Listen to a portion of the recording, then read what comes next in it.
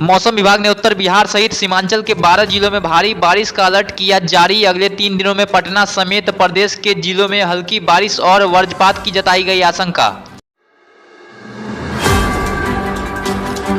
राष्ट्रीय लोक जनता दल के सुप्रीमो उपेंद्र कुशवाहा ने मुख्यमंत्री नीतीश कुमार को चिंतन करने की दी सलाह। उन्होंने कहा कि मुख्यमंत्री को आरजेडी के सुप्रीमो लालू यादव के बयान पर चिंतन करना चाहिए।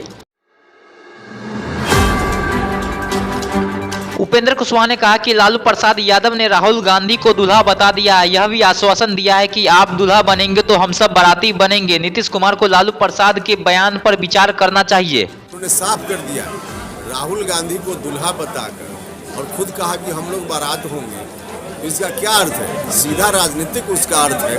अब इस स्थिति में जब राहुल जी का नाम आ गया तो नीतीश जी कहाँ इसमें?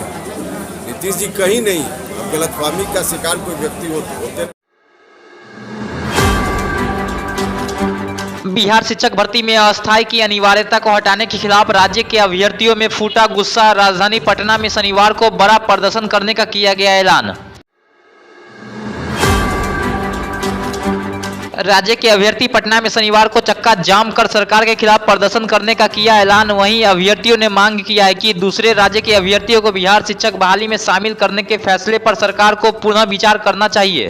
सरकार सुन ले, ये जो आज कैबिनेट की बैठक में यह निर्णय लिया गया कि ऑल ओवर इंडिया को फॉर्म भरने दिया जाएगा, मैं इसका कड़ा विरोध करता हूं और रोड पर उतर रहा हूं। कल से रोड पर उतर रहा हूं। आपने समझ क्या लिया? ये नियमावली में रोज संशोधन पे संशोधन समझ क्या लिया है? बिहार के युवा यहाँ बेरोजगार बैठे हुए हैं और अदर राज्य में जगह नहीं दिया जाता है फॉर्म भरने का। आप पूरे ऑल ओवर इंडिया को फॉर्म भरवाइए। बीजेपी सांसद सुशील मोदी ने शिक्षक भर्ती पर मुख्यमंत्री नीतीश कुमार से किया सवाल। उन्होंने कहा कि आखिर किसके कहने पर शिक्षक भर्ती नियमावली में 12 दिनों में 9 बदलाव किए गए हैं? बाहरी अभ्यर्थियों को शामिल करने की घोषणा विज्ञापन में क्यों नहीं है? बिहार में हर्ष फायरिंग की घटनाओं पर विराम लगाने के लिए बिहार पुलिस ने नई एसओपी की लागू। अब सार्वजनिक रूप से सामाजिक और सांस्कृतिक आयोजन की स्थानीय थानों को देनी होगी सूचना।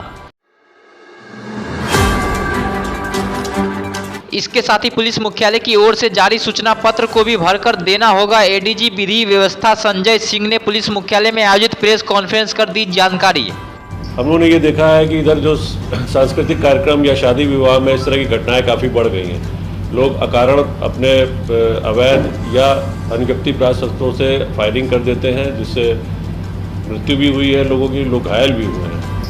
ये मैं यहाँ पे स्पष्ट कर देना चाहता हूँ कि अकारण जो अनगिनती प्राप्त शस्त्र है उससे फायरिंग करना अपराध है, यदि किसी को गोली लगे अथवा ना लगे। मुख्यमंत्री नीतीश कुमार के शिक्षा मंत्री प्रोफेसर चंद्रशेखर को लगा बड़ा झटका। चंद्रशेखर के बड़े भाई प्रोफेसर रामचंद्र यादव बीजेपी में हुए शामिल। पटना में प्रदेश अध्यक्ष सम्राट चौधरी, सुशील मोदी, रविशंकर प्रसाद एवं अन्य कई बड़े नेताओं की मौजूदगी में प्रोफेसर रामचंद्र यादव ने बीजेपी का थामा दामन। भाजपा में शामिल होते ही रामचंद्र यादव ने अपने बड़े भाई और नीतीश सरकार के शिक्षा मंत्री प्रोफेसर चंद्रशेखर का खोला पोल। उनके ही खिलाफ मधेपुरा से भी चुनाव लड़ने का कर दिया ऐलान।